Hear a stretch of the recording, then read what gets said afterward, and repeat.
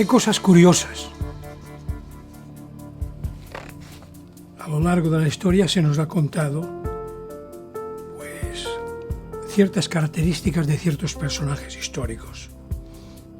Se nos ha dicho que San Pablo, Saulo de Tarso, era un modesto tejedor, muy pobre, muy humilde, que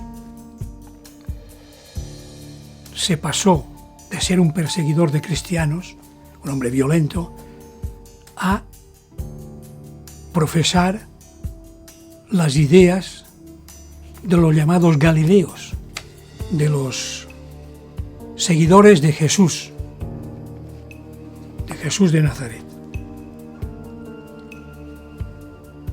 Algunas personas, algunos historiadores, herejes seguramente, dirán, era sencillamente una persona que andaba mal de la cabeza. Y nada más.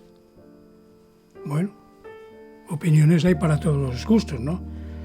Lo que yo sí creo es que la Iglesia nos ha escamoteado la verdad sobre este personaje histórico,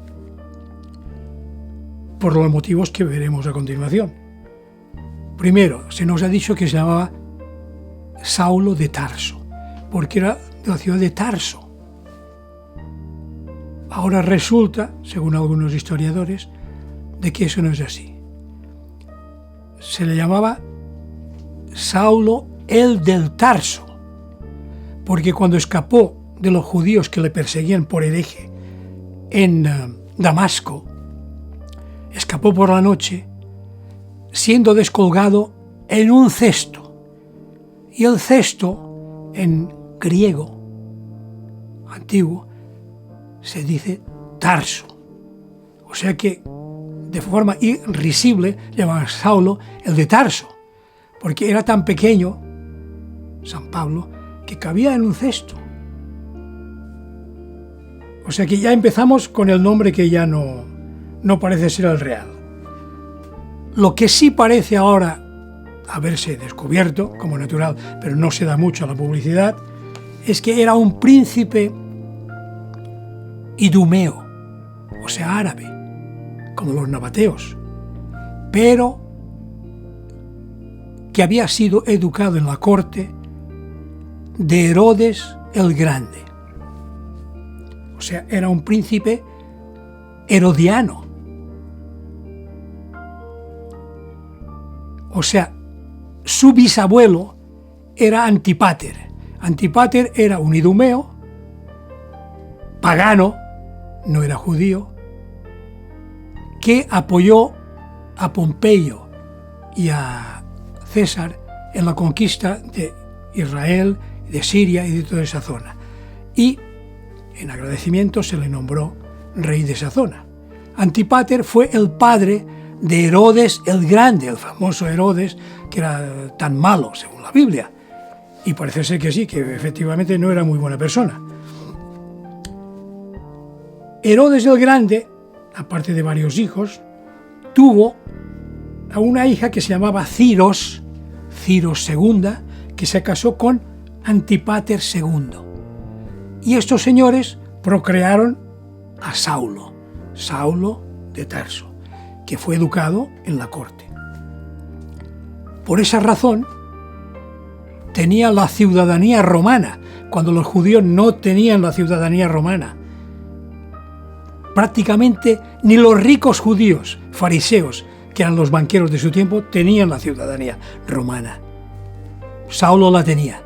¿Ustedes creen que un tejedor modesto, pobre, podría tener la ciudadanía romana siendo de origen árabe o judío? No. Por esa razón se sabe hoy en día que era un hombre, aparte de rico, porque venía de una familia muy poderosa, pues era un hombre culto, educado, hablaba hebreo, hablaba arameo, hablaba griego antiguo, hablaba latín, inteligente. no van a insistir, supongo yo, los actuales historiadores en que era un hombre pobre, porque si nos apuramos y vemos en la Biblia, en los Hechos de los Apóstoles, versículo número 23 y 24 del capítulo 23, que dice: tened preparados para la tercera hora 200 soldados, 70 jinetes y 200 arqueros.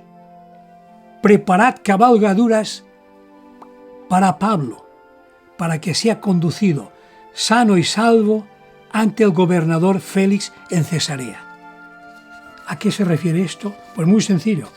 Pablo fue acusado de hereje por los judíos. Le querían matar. Y él se defendió acudiendo al César Apello, que significa no podéis tocarme, soy ciudadano romano. Entonces no le pudieron hacer absolutamente nada a los judíos. Pero eso sí, le mandaban a Roma para ser juzgado por el César. ¿Puede un modesto tejedor, judío, idumeo, acudir a que le juzgue el César? Yo creo que no. Era un hombre poderoso. Aparte de esto, fíjense bien, preparad cabalgaduras para Pablo, o sea, para transportar los bienes de Pablo. O sea, era un hombre riquísimo. Y lo curioso es que cuando llega a Cesarea, no lo llevan atado a la cola de un caballo, sino que le acompañan 200 soldados para protegerle, y 70 jinetes, y 200 arqueros. O sea que era un príncipe con todas las de la ley. Y cuando llega a Cesarea, al puerto de Cesarea, para ser enviado en una nave a Ostia, a Roma, puerto de Roma, en Cesarea le recibe Félix, que era un procurador, que era un cargo elevadísimo, que le visitaba cada día hasta que vino el barco que le tenía que transportarle. Y ese tal Félix, pues esperaba, según la Biblia, que Pablo le diera dinero, lo pone la Biblia. O sea que no creo que un pobre tejedor pudiera dar dinero a un procurador romano.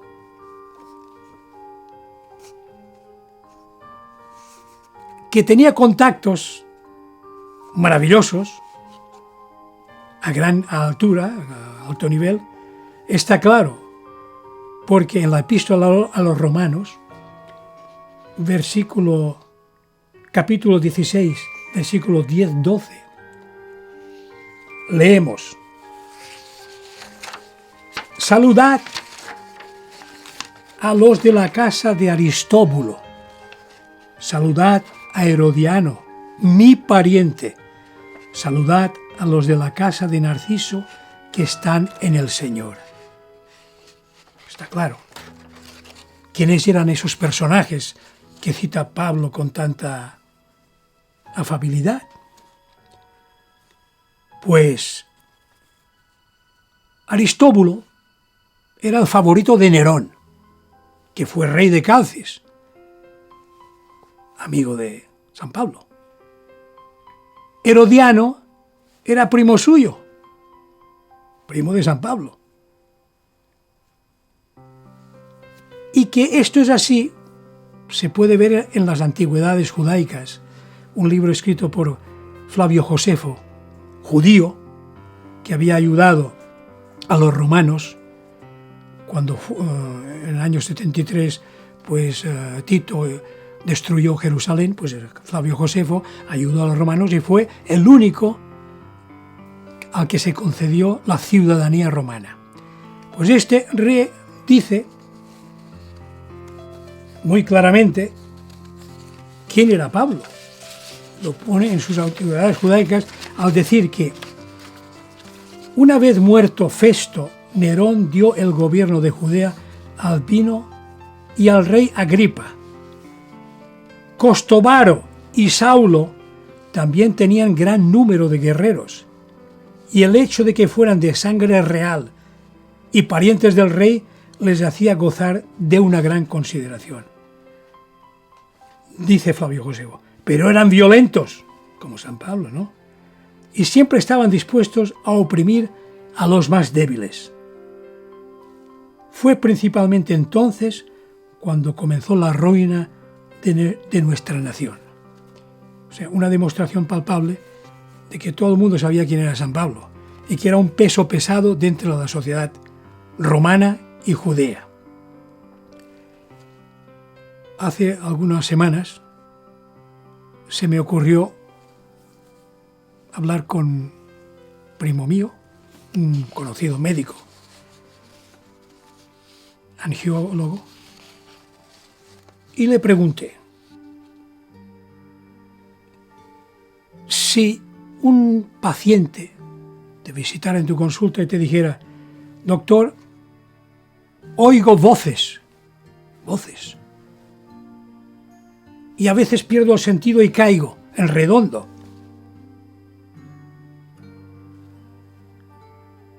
He subido al cielo, al tercer cielo.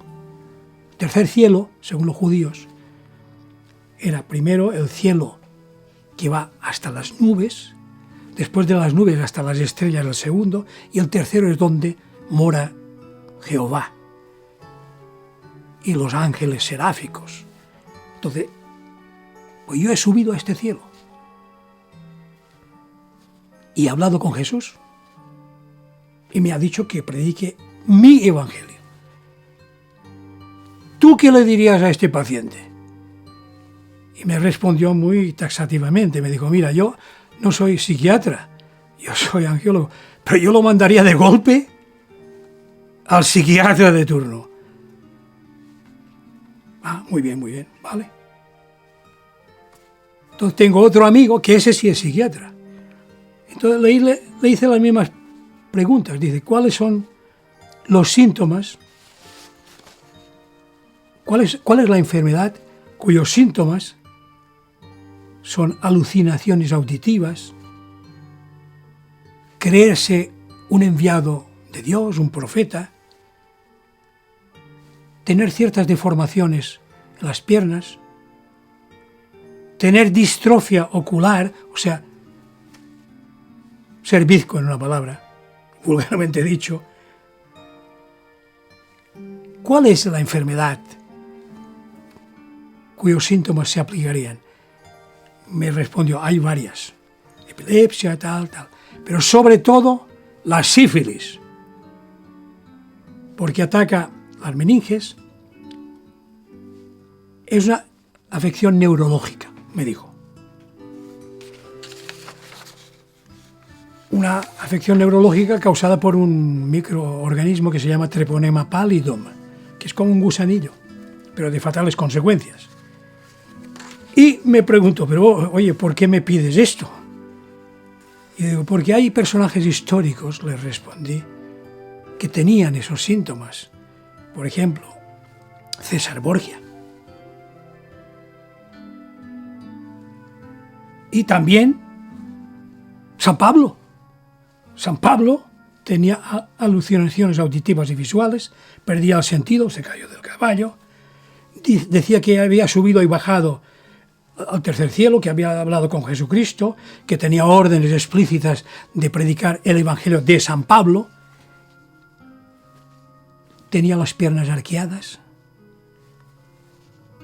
y tenía estrabismo y crisis de excitación violenta.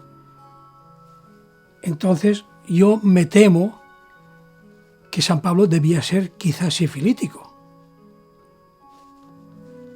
No quiero decir que fuera culpa suya, que fuera un degenerado y todo. No, porque la sífilis se puede contagiar por el contacto con objetos de los enfermos, ¿no? Pero también podría ser porque había sido guerrero. En aquellos tiempos un guerrero pues conquistaba una ciudad y lo que hacían era robar y violar. Entonces se podía haber contagiado. Pero yo no digo que fuera así, porque eso sería muy atrevido, ¿no? Lo cierto es que los síntomas que tenía eran de sifilítico. Y vamos, yo creo que sería verdaderamente paradójico que un sifilítico, ex asesino de cristianos, árabe, descendiente de Herodes, nada menos, fuese el inventor de la más importante religión del planeta. Buenas tardes.